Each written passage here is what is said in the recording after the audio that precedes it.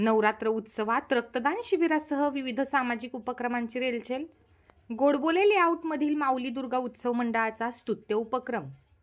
बुलढाणा जिल्ह्यासह शहरात नवरात्र उत्सव मोठ्या हर्ष उल्हासात साजरा होतोय। या नवरात्र उत्सव दरम्यान मंडळांकडून विविध सामाजिक संदेश देणारे आणि लोकहिताचे उपक्रम राबवले जातात।